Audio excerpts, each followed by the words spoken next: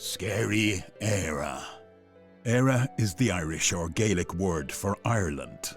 Paranormal means all the things that are impossible to explain by known natural forces or by science. And Ireland is steeped in lore, ghosts, blood, sweat, tears, sacrifice, hunger, desperation, and charm. Oh, and the paranormal. Welcome to Scary EIRE.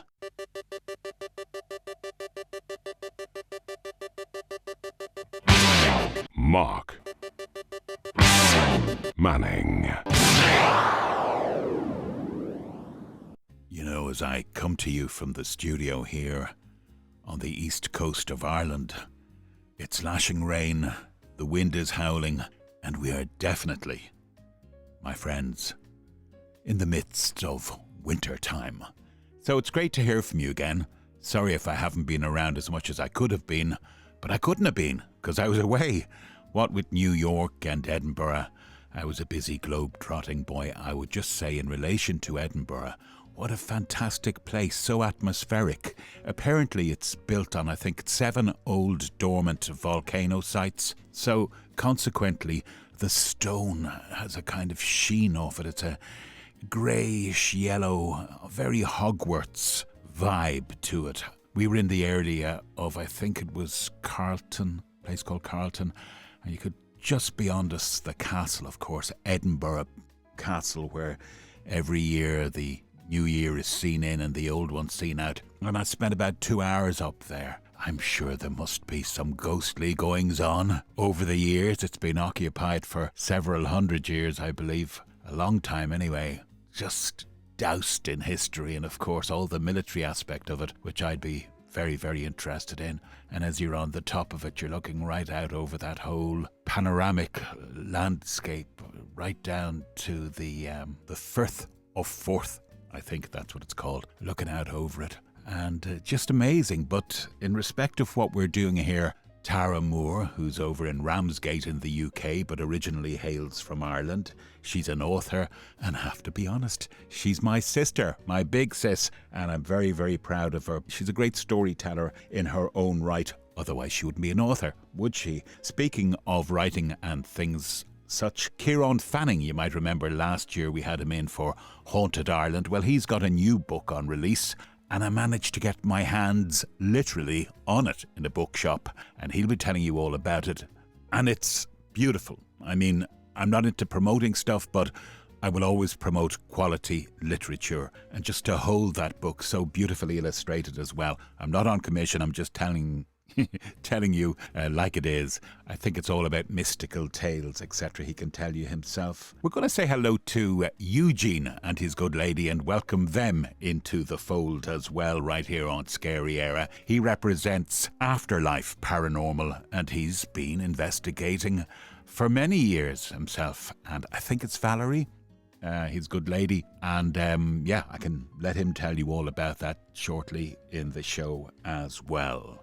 Likes animals, does our Eugene. Picks up on animal goings on, he does. What else I might be able to fit in? PJ from Pucavogue's been up to. I just might have got some audio from him.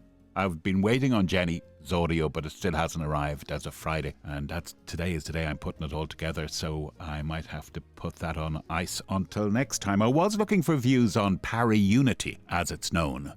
What do you think? Good thing, bad thing? Get in touch. Paranormal Ireland at protonmail.com. My own view is a very layman's one because I think what ParaUnity is, and you can correct me, is where everybody's opinion and insight is appreciated between both amateur and professional alike. So here's where I stand. Now, don't let me upset anybody. If anybody is interested in the paranormal, that's great. But I'm not saying it's the preserve of any particular group. But what I will say is there are many groups that are long established by virtue of their sheer passion for the paranormal.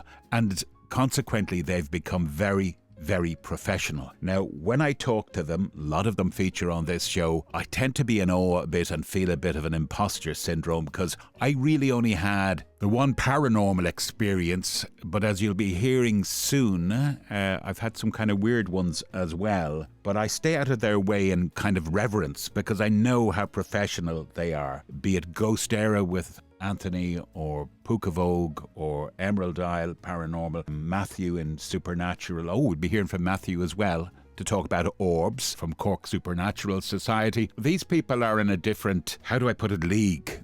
So, people will always, tag along perhaps to investigations, but they will be in a different mindset, I think. They might be a bit more susceptible as opposed to receptive to the paranormal. So, their expectations will be heightened. This is just my opinion. I could be totally wrong. So I'm not sure it's a great thing, because I feel the professionals' work gets diluted by people's expectations and also possibly of an over-skepticism. And I think, if nothing else, you've got to have an open mind when it comes to the paranormal.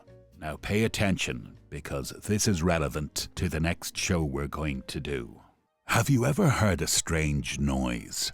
Footsteps, knocking, music, or voices that had no identifiable cause or source? Have you ever seen a flash of light, a fleeting image or person, an orb, a geometric shape, and when you investigated where the experience came from, there was no explanation? The experience came from nowhere. 25% of people in the general population report unusual and unexplained experiences like these. And currently, governments such as American are drafting legislation to investigate unusual sightings of unidentified flying objects reported by the public. Unusual and Unexplained Experiences is the first survey of its kind carried out in Ireland. This important and anonymous survey has been created at the School of Psychology, University of Galway, by Margaret McGrogan. She's an academic, and I've been talking to her in the last week or two, and she's going to be on the next episode of Scary EIRE. Get out! This survey, which she's conducting, is raising awareness and gaining insight into unusual and unexplained experiences. In Ireland, we are known worldwide for our rich Irish folklore. Healers, psychics, shamans, spiritual and paranormal locations. From Biddy Early, County Clare, 1800, an Irish spiritualist, healer, herbalist, Bian Fasta or wise woman, to Leap Castle, where people have reported hearing unusual sounds, seen ghostly figures, smelt foul odours, or the Hellfire Club, Dublin, where eerie experiences such as feeling cold spots and sensing presences are reported. Or the supernatural, spiritual sighting of the Virgin Mary and Saint Joseph by 15 people at Knock in 1879, reported as brighter than the moon. Many people in Ireland report hearing a voice, a noise, or seeing a fleeting image, a vibrant light, a person, and when they looked, the image was gone, or sensing a presence when nothing was there, or having a dream that was so real it felt like living real life events. You are invited to share your personal experiences and thoughts anonymously on any unusual and unexplained experiences you have had. The survey should take approximately 15 to 20 minutes to complete, and if you've never had this type of experience, this survey should take 3 minutes to complete. The survey, I can assure you, because I've done it myself, they even switch off the IP address, folks, is anonymous and open to participants 18 years of age and over. I didn't write that. The aforementioned Margaret McGrogan did, and I really look forward to talking to her about the kind of oddities of life, the stranger things aspect. So I listed a few of my own. I'm going to share them right here, just so they're on the record. So, last year, myself and my wife were walking outside UCD. We tend to do our 10,000 steps most days. And this flapping, fluttering noise went right by her ear, because she was on the left. Shame on me, she was out towards the road. I should have been protecting her, shouldn't I? But I heard it as well. It was a cross between a flapping bird and perhaps a flapping piece of plastic sacking. But you know what? We couldn't see anything. It just went past our ears. We looked for it all around 360, could see nothing, nothing even disappearing in the wind, like a bird or, as I said, piece of plastic, bag, whatever. That was weird. Also, and this is where I lose a lot of you, Speaking of my lovely wife, she's lucky, you see, she has me, because I'm an old doormat at times, and especially on Sundays, I often make her a fry-up, right? So I give her breakfast in bed, and I was downstairs about 2 or 3 years ago, and, it is routine for me, as I've said, but because we're posh, you see, I've one of these 4, I joke, of course, I've got one of these 4, the toaster takes 4 slices, and I had them in, ready to go, had the thing pressed down, and I went up to give my wife her breakfast, and I said, "Darling, I shall be up in a minute with the toast." And I went downstairs to get the toast to butter it. It wasn't there, folks. It wasn't there. There were no slices of toast there, and I could have sworn they were there. Now, you could just say, well, it's built into your routine. And so do I to a degree, because I want to be fair here. But I just, when you just kind of know, I just don't think so. We're not in the kind of area where, like, I don't know, a tramp, somebody passing by could run in and grab our toast. The back garden is just terraced, gardens on either side. You'd want to jump over a fence to get at our toast. So I can't explain that. The other thing I had happen to me was, because I've really kind of cast the net here of my memory, I said, have I anything else for Margaret? Have I anything else? I lost an uncle about 15 years ago. He was quite elderly, and he was what is known, he was a religious order here called the Christian Brothers. So he was my father's brother. I went up to see him, sent out of the monastery type place he was in. He'd passed, okay? So just to be wheeled out. And I did see him go. And it was really odd, guys, because on either side, as the coffin was being pushed through, there were these old, decrepit Christian brothers blessing themselves and one foot in the grave themselves. And by the way, I don't say that in any kind of smart way. I mean, we're all, unfortunately, I've got some bad news for you at the end of this show. We're all subject to, we do not know the day nor the hour. Yeah, we'll be talking about that towards the end if you can hang on. But anyway, he was wheeled out of the monastery. I keep calling it that, but I know it was a home. It was a home for old Christian brothers, to his grave in a very simple grave in a place called Baldoyle in North County Dublin. I thought no more of it, came home. I always remember it was a Saturday. I came home, was going about my business, and I went upstairs in our house. Nobody else was in. I always remember there was no one else in the house.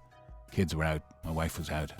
And just as I passed by the foot of our bed to change my shoes, I think it was, I got this waft of roses. Oh, literally microseconds of it, but intense. And it was the last thing on my mind was like roses. And finally, I'll just say, in terms of unusual or unexplained experiences as well, I think it's all a bandwidth. And some of us are more receptive to seeing things or hearing things than others. Now, Margaret McGrogan as well investigates the whole link perhaps between, I don't know, psychosis or conditions like schizophrenia. These people may be on a different bandwidth, but I'm being very layman about it. I'm just saying my own thing. And I feel intuition is part of that. So when I was in business for many years, I was in computer sales, in the whole corporate world thing. I remember if I thought of a customer or a prospect, the minute I thought about them, I would phone them. And I'm not joking you, 8 out of 10 times, the reception on the other end was positive. Mark, I was just thinking about you. Mark, we were only talking about you here. We're looking for 15 or maybe 25 laptops. And, obey your instincts. So if you've experienced anything like that in life, if you're listening to me on, say, YouTube, go down to the bottom and you'll find a link. I'll put the link out elsewhere as well, so look down to the bottom and you'll see that survey, a link to the survey. And if you don't, just email me paranormalireland@protonmail.com and I shall send you the link. It's totally confidential, but Margaret's trying to build up a picture and an analysis of this weird and wonderful and unexplained world. Now, shall we listen to Tara Moore and the story of the little child? When my children were small back in the late 80s, We moved into an old Victorian house in Tooting, Broadway. We had the basement flat there. It had 2 bedrooms, one at the front of the house, and the other one, the back bedroom, was down quite a long, narrow corridor at the back of the house. It was winter when we moved in, and so the evenings got dark very quickly. On the first night, I was carrying my youngest son down that long passageway to the back bedroom when suddenly the lights went out, leaving us in complete darkness. I continued sort of stumbling up along because I still wasn't very familiar with the place, when suddenly I had the sensation of what felt like birds' wings beating around my face. The sensation only lasted for seconds, and then it was over. I pretty much put it out of my mind and put him to bed. But that was just the start of a whole raft of things that happened in that house. A few days in, my youngest son began to complain of what he called the handy, tickling his foot at night and keeping him awake. At first I put it down to childish imagination, but he was insistent that that was happening. Then things began to disappear in the house. Some things showed up again, others never did. Once I remember coming back from the shops and unpacking my shopping. I was called out of the kitchen for a moment to deal with something, and when I returned, I couldn't find a 2-litre bottle of orange juice that I knew I had bought because I remembered unpacking it. Later on, I opened the microwave, which was set high up on a shelf way out of reach of the children, and the bottle of juice fell out on my head. Lights would switch on and off for no reason. One evening, we had been out somewhere, and when we came back, there was an enormous pool of water on the carpet in the living room. We never discovered the source, and it never happened again. Gradually, I began to feel like these were childish pranks that were being played on us.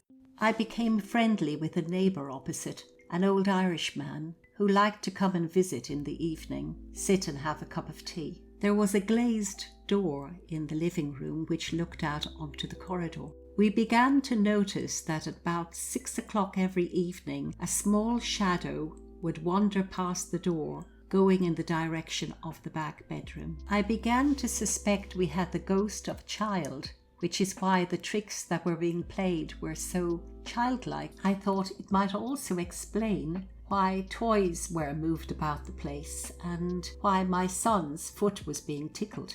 There was no sense that it was a dark or evil presence. Then one day something happened that shook me to the core and made me feel very sad. I was going shopping and I had my little son in a carrier in front of me and my other son by the hand. As we left the house, I felt an icy cold small hand slip into my free hand. It seemed the little ghost was coming with us. Again, that sensation lasted a fleeting second, but it filled me with sadness that here was probably a little lost soul. Shortly after, my elderly neighbour didn't appear over for his usual cup of tea, and the next morning, concerned for him, I went to his house where I found him seriously ill, and unfortunately he passed away a couple of days later. The night he died, I was sitting in the living room looking at the chair where he liked to sit and feeling very sad, when suddenly the curtain tie on the left-hand side untied itself and slowly began to swing backwards and forwards. I was mesmerized looking at it, and I got the impression that it was my neighbour telling me he was okay. Strangely, after that, the house became quiet, and I never came across any evidence of the little lost child anymore. I like to think that my neighbour, old Dan, had come and taken him across to the other side. Not paranormal. Mark Manning is real. Now that's a scary thought.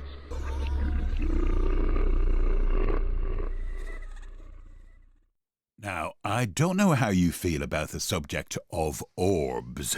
You know, those tiny little balls of light you sometimes see on paranormal footage. But in my case, when I do what's called a piece to camera sometimes for a YouTube or whatever, the odd time I do see these little spots in the background dancing around. Now, the realistic part in my brain goes, Mark, that's some kind of dust being picked up. And indeed, opinions always differ. For instance, Rhonda Hale, rhondahale.com, lovely lady, we've had her on the show. Rhonda says to me that they are spirit, essentially, the little orbs we see. Now, when I look at them on camera, as I said, I can't make them out.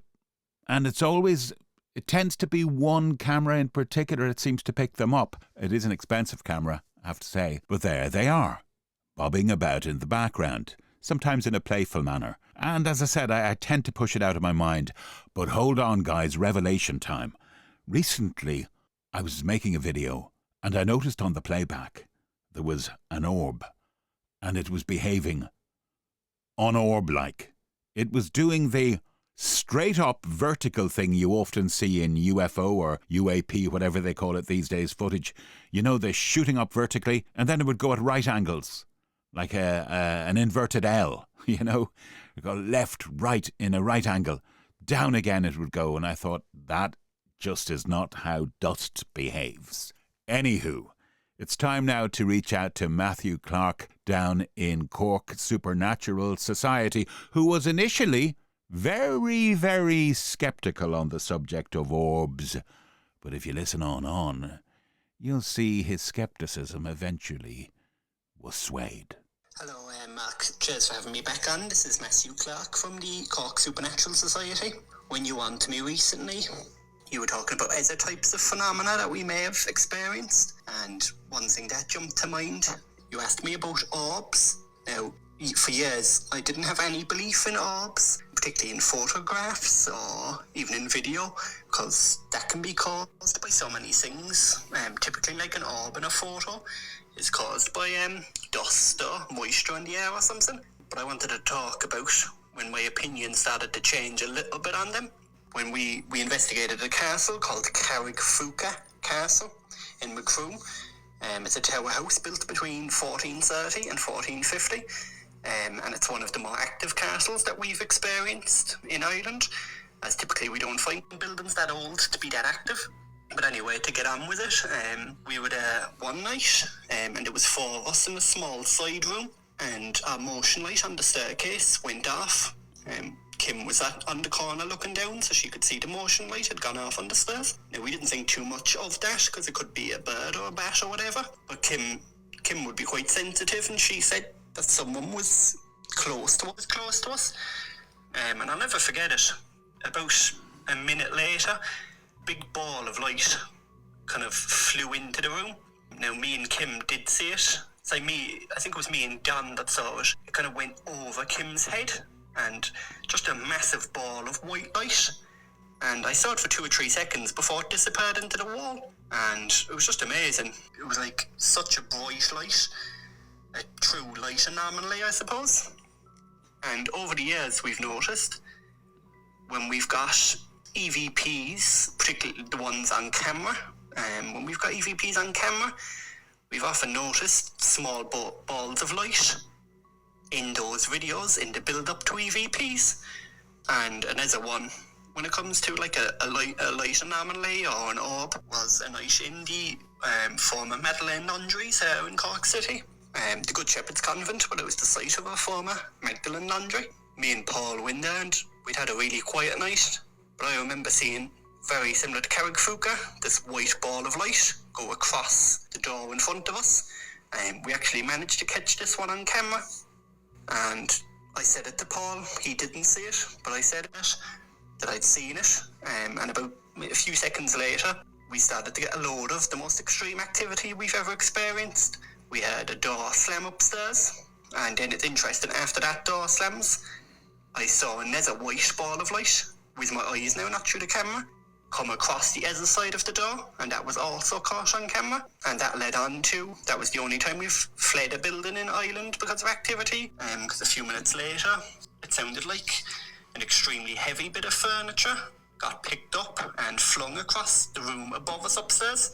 Now, this was a completely empty building. Me and Paul We're the only two in there. We've been in there for hours, and we didn't, it was definitely just the two of us in there. And after that second sound, we got another door slam, and a few minutes later, another an even closer slamming door close to us. And the atmosphere is the only time I'm not really someone that picks up on atmospheres or vibes, to be honest, but that's the only time I've ever been in a place where the atmosphere just completely changed, and we were genuinely scared because of the power, if whatever was moving around, if it could do that to big heavy objects, what could it do to us? But yeah, I just found that interesting when you brought up orbs to me, because I've, as I said, always skeptical of them, but as the years have gone on, I have seen these balls of light with my eyes now. I still rule out the ones that are usually seen in photographs because they are dust, or there's just so many things that could cause them. But in terms of actually seeing them with my eyes, I have seen them on those two occasions. And both times it's as a led up to activity or happened just after activity. So yeah, something just a bit different and something I've experienced. Thanks again. Now then, partners, you probably knows that we got a guy called PJ of Pucavogue Paranormal, one of the best investigators in the business. No brag, just fact. Now recently he took a tour out stateside, visited places like Iowa Penitentiary. Oh yeah, and he took a trip down to Tennessee as well. He's one crazy guy. But he's got views on ParaUnity as well. So if you hang around, you'll be able to A, listen to what he did in the States, B, what he's been doing in Ireland, and C, his goddamn views on ParaUnity. So get around the campfire and easy on the beans. Hi, it's PJ here from Pucavogue Paranormal. So Pucavogue Paranormal is an Irish paranormal investigation team. We're actually two generations. My son Leo and his partner Eva are involved on the team, as well as the members. We've had a very busy few months, and most importantly, I suppose, is I just came back from a trip in the USA. So we actually did a place called the historical village of Rugby. It was an 1800s British-American village in Tennessee, USA. On the night we got to investigate the Thomas Hughes Library. For me, this was the big one of the investigation. There is over 7,000 books in the collection. To this day, there's only 6 books missing from that collection. When you're in the room, you can actually smell the history, you can smell the books. It is just phenomenal to see this preserved.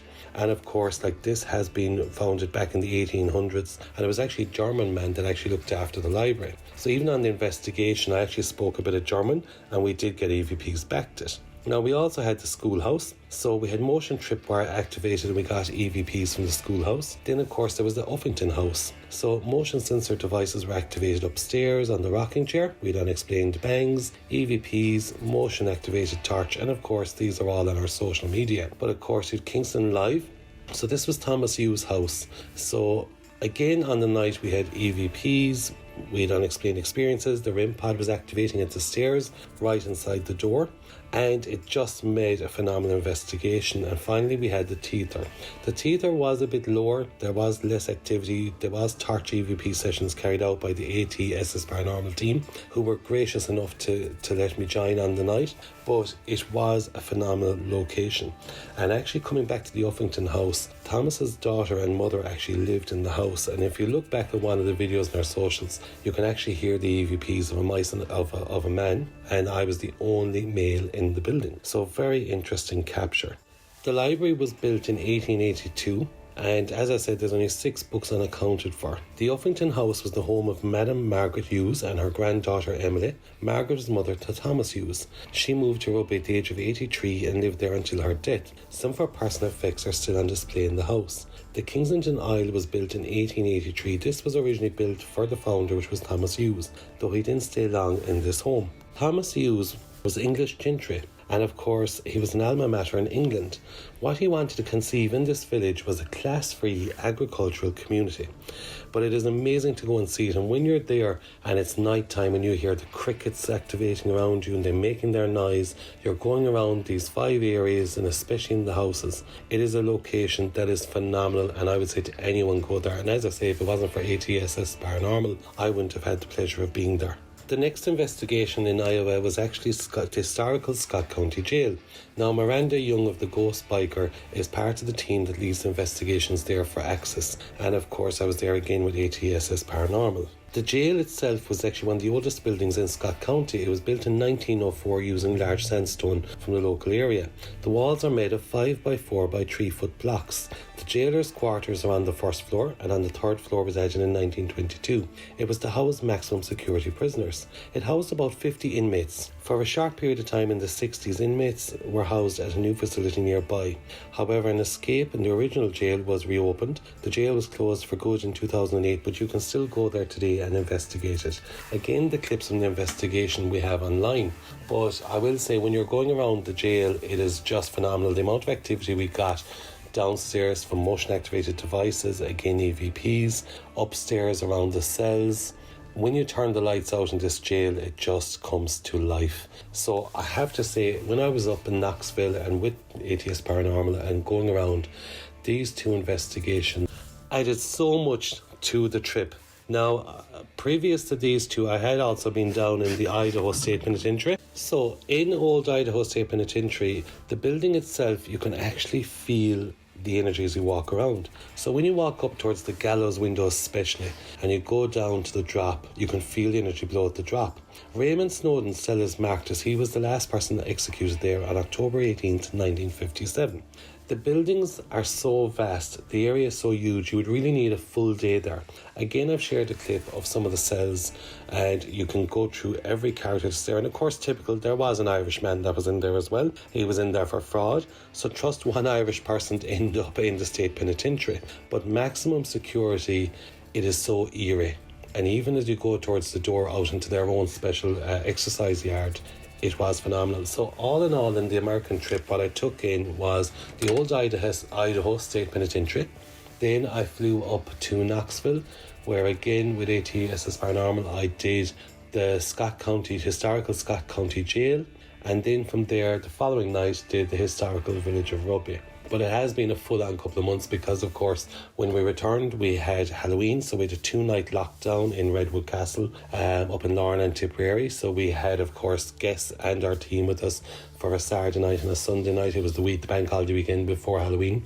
Very active nights. We're actually still reviewing footage from the 2 nights because, as you can imagine, we now have over 100 hours worth of footage. And recently then, last weekend, we just completed our public investigations for the year with Tarbert Bridewell Courthouse and Jail. Now, again, we're still sharing our captures from those investigations, but in Bridewell in Tarbert, on a previous investigation, we'd actually captured a child laughing, and as you know, of course, we don't bring children on investigations. We also had a bang to the bath upstairs, and this night also delivered from the minute we got there to the moment we left. It was hopping with energy. I was even doing a live for TikTok, and as I walked through one area to the other, in at the back of the building, a motion ball had activated and was going off. We also heard the bangs as we went around. There was also a case of EVPs were captured on the night, electro-voice phenomena. And of course, people had felt the touch. There was a dark shadows seen, and we're still interesting to see exactly everything we've captured. There was also a triple alarm that was activated upstairs in the kitchen area. So it has been quite a busy time for us. And as you know, of course, our Facebook got hacked. We had to launch a new one. So we've just launched our podcast. It's been in production for months now. So now we have Let's Talk Paranormal with Pucavogue. So that's now just gone out into Spotify. And yeah, it has just been crazy. It's been a crazy end of year for us. So where are we at now? Where we're at now is we're reviewing in total nearly 150 hours worth of footage. As I say, we've got the new podcast out there, so that's Let's Talk Paranormal with Pucavogue. So we still have a lot to share for people over the coming 2 months, because we do stop this time of year, take a break and get ready for the year ahead. We have our first public investigation booked for February of next year. And I suppose something else you were talking, Mark, about is ParaUnity.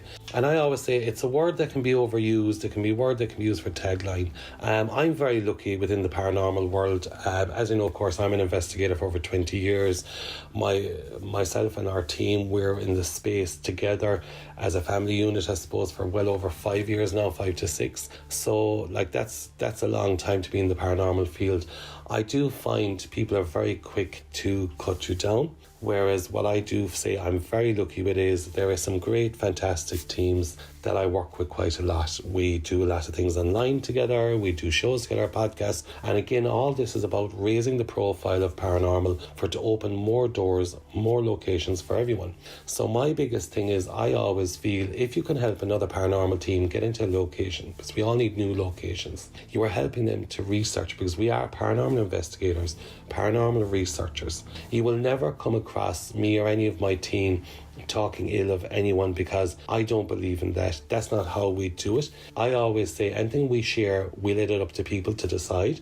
We are non-profit, so we can stand over everything we do, because everything comes out of our pocket. The diesel to the locations, our equipment is bought out of our pocket, we pay for the locations. So for that reason, that's why I say we're non-profit, because you know, we've nothing to gain. Everything we do is for passion. This is passion for the paranormal, for investigating, researching. It does what it says in the tin. So I always say, like ParaUnity, you can apply any word you want. It's like people when they say ghost, spirits and different. But at the end of the day, be you, do what you like to do. Don't let anyone guide you. Take away the word para and just call it unity. In life, people should build each other up, encourage each other, help where they can help, not tear each other down. So that's my belief in it. And I think for anyone that goes down those roads, they're very insecure in what they do. They obviously have an issue that they have to do this, which would raise more questions with me, as in, okay, why do you have to tear someone down? Have you something yourself you need to look at? So that's the question I would ask. So for me, it's unity in people, and let's just help each other. We don't have to tear down what people do. All we have to do is, if there's a team and you like them, go work with them. If somebody else is talking about them, just ignore them, because that says a lot more about that person. It's like a keyboard warrior. Life is too short for that. And that's what I say. So for me, what I would say within the paranormal community is help each other to open locations, share the locations. I don't own paranormal. My team doesn't own paranormal. We don't own the locations. We don't own EVPs, guests, ghosts, anything, ghost, spirit, man, woman, child, whatever taglines you want to put in it. Nobody has a copyright. Nobody owns it. So do what works for you, but just be honest in what you do. That would be my word on it. Good old PJ, he's one of the best, isn't he? But I thought as well that we should get the female perspective. And of course, look no further than Jenny from Emerald Isle Paranormal. I asked her about what she's been up to, but of course as well, her views on ParaUnity. Hi, my name is Jenny and I am founder of Emerald Isle Paranormal Researchers. Started in 2016 and still going fantastic and strong. Just a little bit about places I've been to. 7th and the 8th of November would have seen us up at Cumber House up in Derry. What a fantastic location. What a fantastic place. The audio, as always, never lets us down. I did what I love to do is the ICT, and it was just an amazing piece of audio. I will send on over to Mark. What's next for Emerald Island? That's December the 13th. We will be back at Redwood Castle.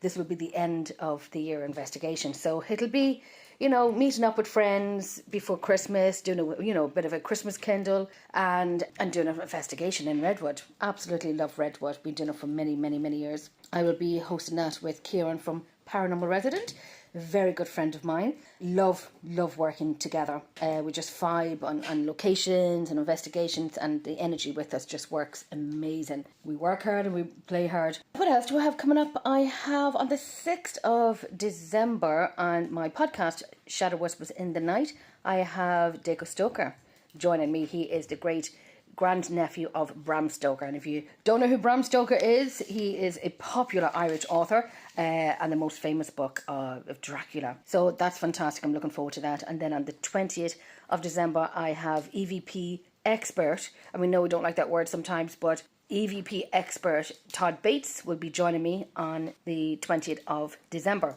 What my thoughts on ParaUnity is, it's a great word.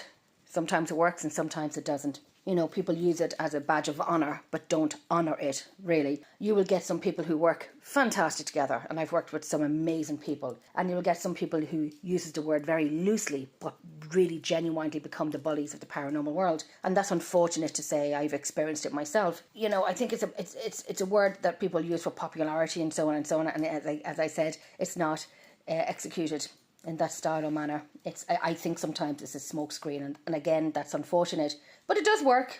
In some cases, it does work, and that's a good thing to see and to experience as well. The bottom line of it is ParaUnity is not a shield.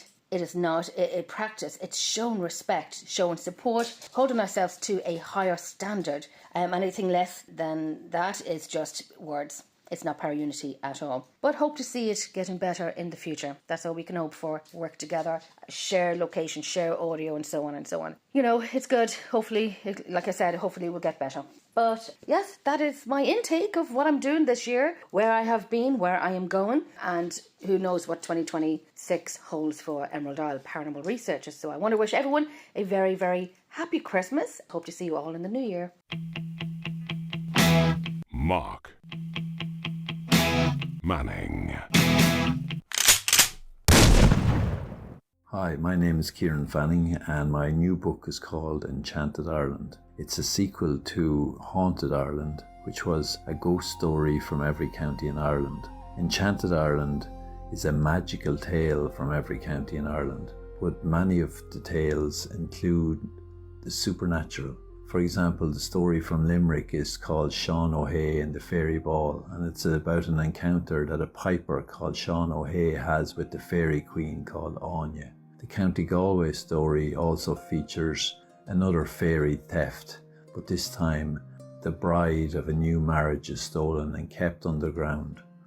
The County Cork story is a familiar one. It's the story of the leprechaun in the field of Ragworth. The County Down story features a changeling. So a changeling was a child that the fairies left in the place of a human child. The County Derry story is a very well-known story. It's called The Banshee and the Gem of the Roe.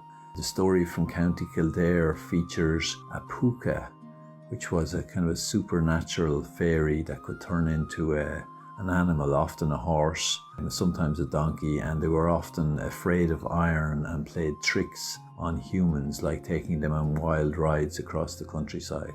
So that's just a brief outline of some of the supernatural elements of my new book, Enchanted Ireland, which is fully illustrated and a beautifully produced hardback. I hope you enjoy it. Thank you. Yeah, a couple of things over the years, but I've learned. Well, I suppose it's not learned. I've just become accustomed to it, and I think it's kind of, it's maybe another sense or something. But often when you go into places, you'll get a feeling for the place, and you'll get a feeling of whether or not it's comfortable. And whatever causes that, who knows what causes that, but we have an intuition, we have an inbuilt intuition. I can't describe what it is or where it comes from or the physics of it or the chemistry of it, but it's there, and anybody will tell you to stick with your intuition. If you think something doesn't feel right, then don't hang around. Superb advice from regular contributor to Scary EIRE, David McGlynn, aka The Squire. And don't hang around either. If you've got an Irish paranormal tale to tell, simply email paranormalireland@protonmail.com and it'll be read out for you. Or you get to tell it on air yourself. That's paranormalireland@protonmail.com. So now you know our email address if you want to get us for anything whatsoever. Always great to hear from new people, and today I'd like to introduce you to Eugene, who fronts up Afterlife Paranormal. Here he is himself to tell you what he's been up to. Hi Mark, it's Eugene from Afterlife Paranormal Ireland. Just like to thank you for getting in touch with us. It's very kind of you. And it's myself and Val that are Afterlife Paranormal. Val is my wife. We're both interested in the paranormal and in the afterlife. We both have different ideas on the afterlife.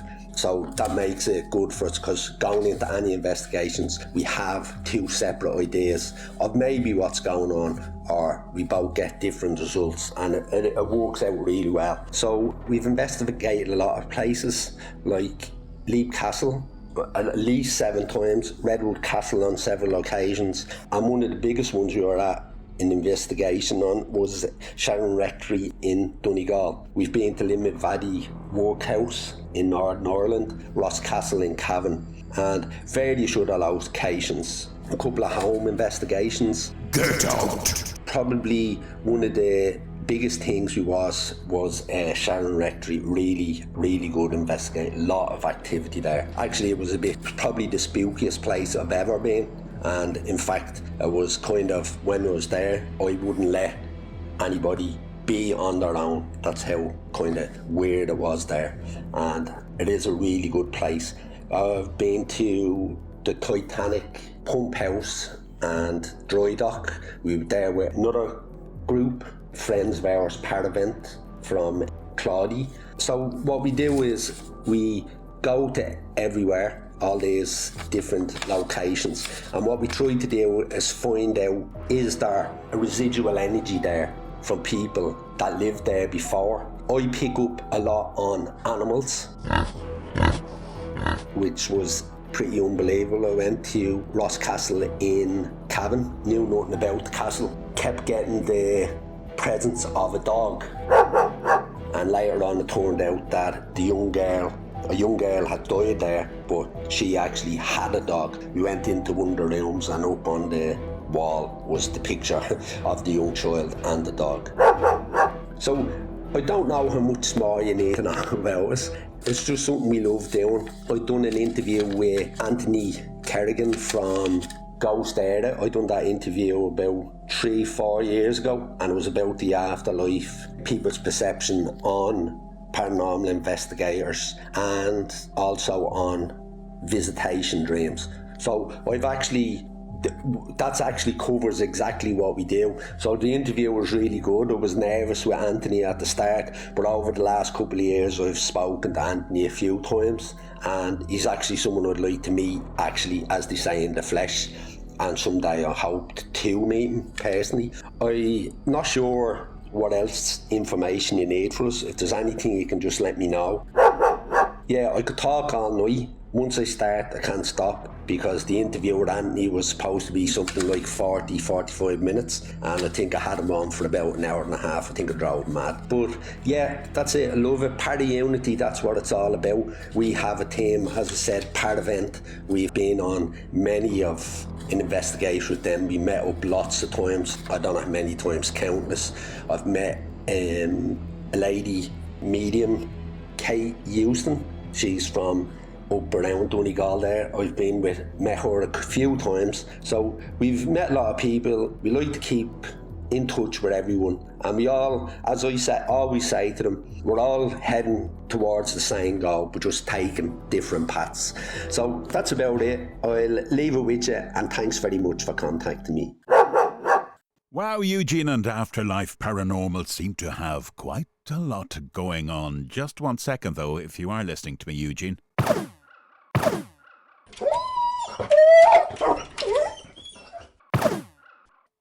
That bloody dog was getting on my tits. I'm joking. I'm an animal lover. I've got 2 cats, absolutely mad about them. Eugene brought something new to the party. Sharon Rectory. I'd never heard of the place. Here's a little background. Sharon Rectory in Manor Cunningham, County Donegal, one of Ireland's most haunted houses, came under the microscope in a compelling TV series in 2021. The chilling story of Sharon Rectory in Manor Cunningham, County Donegal, was the subject of the first episode of BBC's Ulster Scots programme Afeared, where historian David Hume and writer Darren Gibson investigate some of Ulster's most haunted dwellings. Using original newspaper archives and witness testimony from current residents, Hume and Gibson attempted to unravel the terrifying mysteries surrounding the 18th century house. Built in 1775 as a Church of Ireland rectory, Sharon Rectory was the site of a gruesome double murder in 1797, when the Reverend William Hamilton and his wife, Sarah Waller, were ruthlessly murdered by the United Irishmen on the eve of the 1798 rebellion.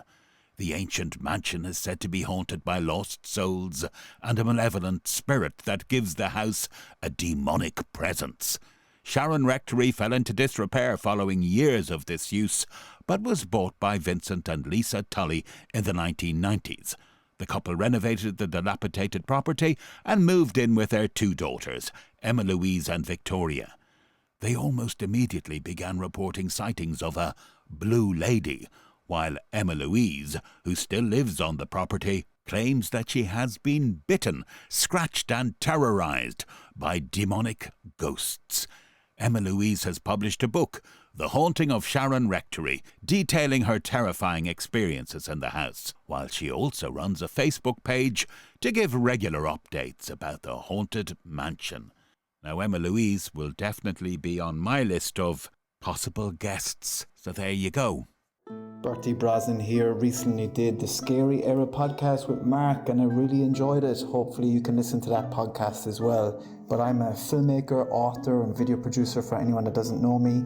You can get all my information, all my links at www.bertiebrosnanfilms.com, including my recent book, The Forgotten Prince, a novella detailing Brian Boru, the Battle of Clontarf, his son Donica and Brodier of Man, the villain of the piece.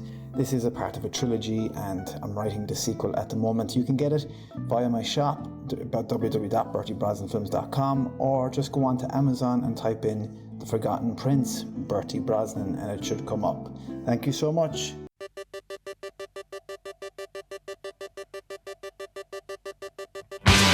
Mark Manning. Now they say we know not the day nor the hour, and sadly I have some bad news to report to you, and that is the passing of a very recent guest on this show. I only had him on the one time, but I thought to myself, this is going to be a regular contributor. His name was PJ Doog, and he was taken too suddenly and too young from us on October the 9th. As I spoke with him, we had about an hour or so's conversation. I got lots of audio from him. I kept thinking to myself, guys, this fella I'd love to go for a drink with, or a pint as we say in Ireland. He just was so entertaining, but in a very humble kind of way. He had this amazing voice, a real country kind of accent, and he reminded me of cousins that I have down in Kildare and Tipperary, and, you know, just a no-nonsense, down-to-earth guy. He told us the story as to how he was run out of his house, himself and his wife, when he was a young man because of some kind of entity or poltergeist. The place was built on a famine grave, I think. And you know, the paranormal community were shocked. I was shocked because a man, as I said, so young and looking very healthy. It was tragic. Now, I have been in touch with his wife, Anne, who of course is devastated, as are the family, but she has kindly allowed me use those recordings on the next show. She was happy I could do it on this show, but I thought things are a bit raw just now, and out of respect, I would hold back a few weeks. So on the next show, I've got a great recording of PJ regaling me with his story of being a security man in Kilkenny on a dark night when things really went bump. So what can I say except Anne and family, our condolences go out to you at the loss of such a fine person, such a fine man. Yesh day go rau an anam. That's it from Scary Era. See you next time. Take care, 'cause I care.